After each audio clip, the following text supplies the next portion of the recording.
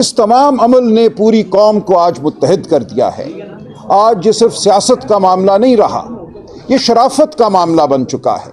जिस तरह घरों को, चादरों को, चार दीवारियों को पामाल किया गया है, पूरी कौम आज मुत्तहिद है कि ऐसा हमें मंजूर नहीं है।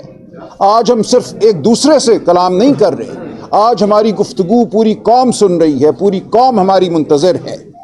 वो हैदराबाद का वो ठट्ठा का नौजवान हो, वो खैबर पख्तूनख्वा के किसी गांव का नौजवान हो, या किला सैफुल्लाह का कोई नौजवान हो, या पंजाब के तूल अर्ज़ के नौजवान हो, वो सब शराफत चाहते हैं। वो सब चाहते हैं कि इज़्ज़त नफ्स हो, वो सब चाहते हैं कि उनकी आवाज़ सुनी जाए, वो भेड़ बकरियां नहीं हैं। आज हमने अपनी कौम से एक वादा करना है कि हमारा माजी जो भी था, बजा कहा मुख्तलिफ जमातें मुक़्तदरा की गोद में बैठती रही हैं इक़्तिदार हासिल करने के लिए, और इक़्तिदार भी क्या, ओहदा हासिल करने के लिए ताकत तो कभी किसी को नहीं मिली। मरहूम डॉक्टर मुबश्शिर हसन ने किताब लिखी थी, द मिराज ऑफ पावर। मैं उनका वकील था NRO केस में, मैं असगर खान साहब का वकील था उनके नाम से मंसूब केस में। उन दोनों अकाबरीन ने हमेशा मुझे ये कहा कि इस मुल्क में कभी इंतकाले इक़्तिदार नहीं होता, सिर्फ चंद चेहरों को कुर्सी पे बिठा दिया जाता है। इक़्तिदार वहीं रहता है जहां उसको नहीं होना चाहिए। अब हमने इक़्तिदार को अवाम की जानिब मुंतकिल करना है।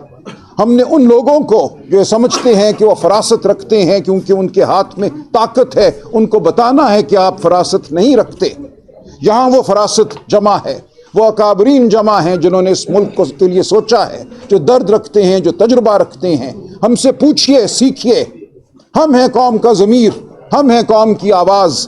हमने कानून को ज़िंदगियाँ दी हैं, हमने जमहूरी अमल को ज़िंदगियाँ दी हैं, हमने शराफत को ज़िंदगियाँ दी हैं।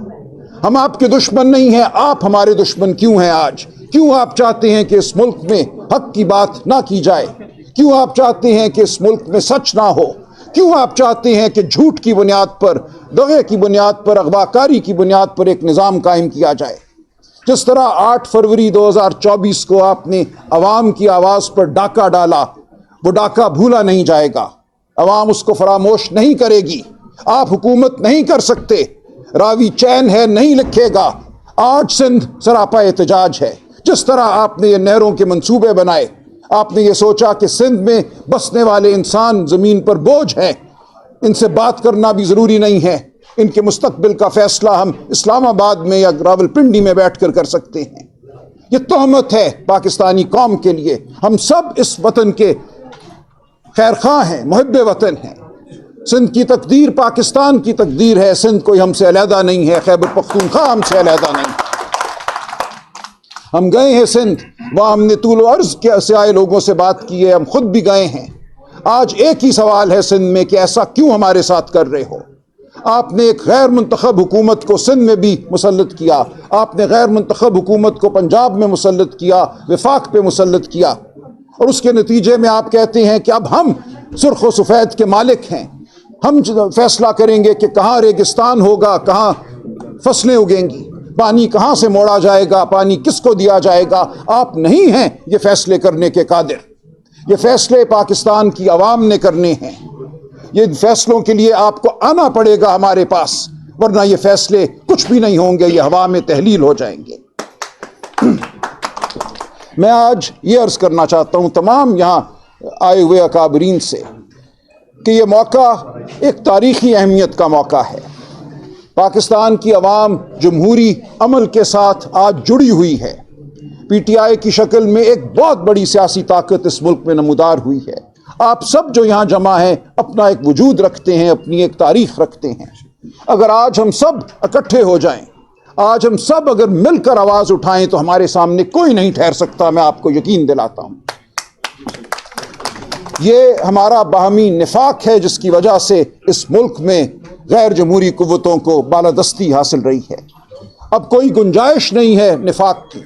हमारे नज़रियात में तफावत हो सकता है, मसलक का तफावत हो सकता है, नुक्ता नज़र का तफावत हो सकता है, लेकिन वो चीज़ें जिन पर हम मुत्तफ़िक हैं उनके हवाले से हमें अब आगे बढ़ना है। हमारे पास इसके अलावा कोई ऑप्शन नहीं है। ये कौम हमें माफ़ नहीं करेगी अगर हम शराफत के नुक्ते पर मुत्तहिद नहीं होते। हम आइन के में दिए गए जो हुकूक है, जो आवाज़ बुलंद करने का हक है, जो इकट्ठे मिल बैठने का हक है, जो इकट्ठे चलने का हक है, जो वोट के ज़रिए हुकूमत बनाने का हक है, इन तमाम हुकूक पर हमें मुत्तफिक होना होगा, हमें आंखों में आंखें डालकर बात करनी होगी। कल रात किसी टीवी प्रोग्राम में मुझे मदऊ किया गया, बड़े जलीलुल कदर एंकर साहब ने कहा, देखें आपने तो महरंग को आवाज़ दे दी, आपने तो मंजूर पश्तीन को आवाज़ दे दी, ये तो कभी उन्हें कबूल नहीं होगा, आपने ये क्या कर दिया, अब तो आपकी सियासत को ख़त्म कर दिया जाएगा। मैंने उनसे कहा, ये आप क्या बात करते हैं, हम किसी की खुशनुदी की सियासत नहीं कर रहे, पाकिस्तान की आवाम की अब हमें आवाज़ बनना है। अगर महरंग आवाज़ है बलूचिस्तान की, अगर मंजूर पश्तीन खैबर पख्तूनख्वा के अवाम के बड़े हिस्से की आवाज़ है, तो उस आवाज़ को हमें सुनना है, उस आवाज़ को हमें कौमी धारे में लाना है। अगर आपको कोई शुबा है कि वो कौमी धारे में नहीं है, हम वो सियासत करना चाहते हैं जो पाकिस्तान की यगानगत की सियासत है, पाकिस्तान की सालमियत की सियासत है, लेकिन सबसे बढ़कर शराफत की सियासत है। किसी के प्यारे को गुम नहीं होना चाहिए, किसी के प्यारे की मस्ख शुदा लाश नहीं मिलनी चाहिए। हम बिल्कुल महरंग को बुलाएंगे, इस्लामाबाद बुलाएंगे, हम उसके पास भी जाएंगे और हम कहेंगे तुम हमारी बहन हो, हम तुम्हारे भाई हैं। हमने इकट्ठे मिलकर शराफत का बोलबाला करना है, हमने तुम्हारे साथ आंसू बहाने हैं। आओ हम साथ मिलकर बैठें और आइंदा ऐसा ना होने दें। इस मुल्क में, इस धरती में हम यगानगत पैदा करें, भाईचारा पैदा करें, प्यार पैदा करें। बलूचिस्तान के मादनी ज़खायर अगर लूटे गए हैं तो एतराफ़ करें कि लूटे गए हैं, और बिल्कुल लूटे गए हैं।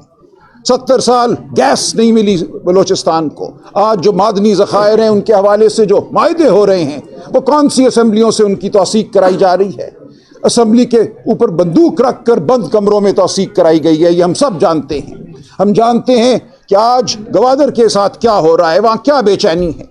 तो ये बेचैनी पूरे मुल्क में फैली हुई है। मैं अपने सहाफ़ी भाइयों से कहता हूँ, इससे पहले कि आपकी आवाज़ बिल्कुल दबा दी जाए, आपका गला घोंट दिया जाए, सच का साथ दो, आवाज़ बनो सच की। मैं अपने वकील भाइयों से कहता हूँ, हमारे साथ खड़े हो, जबर की आंखों में आंखें डालो। वो अदालतें जो हम पर बंद कर दी गई हैं, एक हुयूला है, हम उस हुयूले के सामने रोज़ पेश होते हैं। वहाँ हमें पथराई हुई निगाहें नज़र आती हैं, शर्मिंदा चेहरे नज़र आते हैं, लेकिन हम फिर भी कानून की बात करते हैं, हम आइन की बात करते हैं, हम शराफत की बात करते हैं, बुनियादी हुकूक की बात करते हैं। ये बात हम करते रहेंगे, ये बात सुनी जाएगी, ये बात बिलाखिर बालादस्त होगी। ये बात मोतबर बात है, ये हमारे दीन की बात है, हमारे तमद्दुन की बात है। इस बात के ऊपर ही हम कायम हैं। ये नहीं हो सकता कि हम अपने हुकूक से दस्तबरदार हो जाएं, हम सर झुका लें, हम कहें हम पे दस्ते शफकत रख दो, हमें बिठा दो किसी कुर्सी पर और हम खुश हैं। अब हमें इस अमल को, इस रविश को रद्द करना होगा।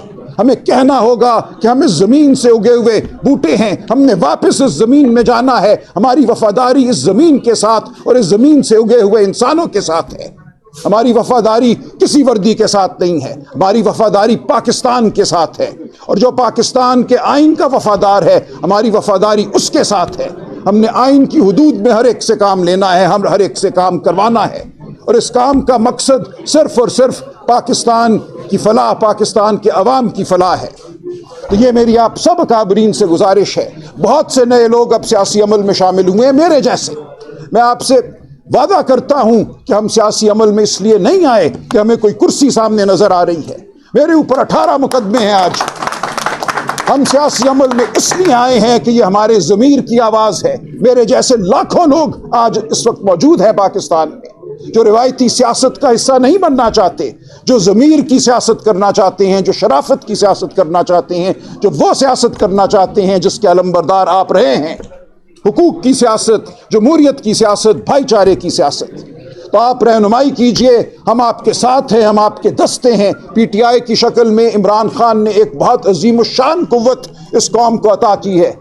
हर हफ्ते में कई दफ़ा 2 बार मेरी इमरान खान से मुलाकात होती है। पिछले 2-2.5 साल से ये अमल जारी है। जब से वो जेल गए हैं, शायद सबसे ज़्यादा उन तक रसाई मुझे हासिल है। और मैं आपको यकीन दिलाता हूं कि इमरान खान किसी डील का मुंतजर नहीं है। अगर होता तो बहुत महीने पहले लंदन चला गया होता। बार बार ये बात हुई है इमरान खान से। इमरान खान ने हर बार मुझे ये कहा है कि देखो, जो लोग लंदन गए या सऊदी अरब चले गए और फिर इजाज़त लेकर वापस आए, उनको तो शायद कुर्सी मिल गई, लेकिन पाकिस्तान में क्या जमहूरी अमल आगे बढ़ा? नहीं बढ़ा। हर बार उस डील ने, लोग कहते हैं देखो वो कितनी फरासत की सियासत करते हैं, कितने भारी हैं वो तुम सब पर। हर बार वो बंद गली में एक पतला दरवाज़ा, एक चोर दरवाज़ा खोलकर बाहर निकल जाती हैं। अब चोर दरवाज़ों से हमें बाहर नहीं निकलना, हमें आना है जमहूरियत के रास्ते पर चलकर। हमने इस मुल्क में जमहूरियत की जड़ों को अब मजबूत करना है, हमने डील कर कर इक़्तिदार हासिल नहीं करना। इमरान खान इस बारे में बिल्कुल वाज़ेह है, इसीलिए वो जेल में है, 20-22 माह उसको हो गए हैं। तो आप यकीन कीजिए, और हम खड़े होंगे गारंटर के तौर पे। मैं इमरान खान से पूछूंगा अगर कल कोई बात बदली इससे। आज जो इमरान खान मुझे कह रहा है मैं उस पर यकीन करता हूं। तो मेरी आप सब दोस्तों से, सब अकाबरीन से यह गुजारिश है, अपने सहाफ़ी भाइयों से, बहनों से गुजारिश है, मुल्क के हर बच्चे से, नौजवान से, जवान से, बूढ़े से यह गुजारिश है कि आओ हम सब बाहर निकलें। जिंदा कौमें बाहर निकलती हैं। जब लंदन में 10 लाख लोग इराक के हवाले से सड़क पे आते हैं तो हम तालियां बजाते हैं, खुशी का इजहार करते हैं, क्योंकि वो जिंदा कौम है। ज़मीर की आवाज़ पे वो उठते हैं, वो बंद कमरों में दबक कर नहीं बैठ जाते, ज़िंदगी को टीवी पर नहीं देखते। ज़िंदगी को आपने सड़कों पे देखना है, ज़िंदगी को आपने जेल की सलाखों के पीछे से देखना है। तब आपको आज़ादी मिलेगी, तब आपके हुकूक को माना जाएगा। तो मेरी आप सबसे गुजारिश है, और सबसे मैं वादा करता हूं कि मुझ जैसे लाखों लोग इस मुल्क में तैयार हैं इस अमल का हिस्सा बनने के लिए। आप कदम बढ़ाइए, हम सब मुत्तहिद हैं। बहुत शुक्रिया।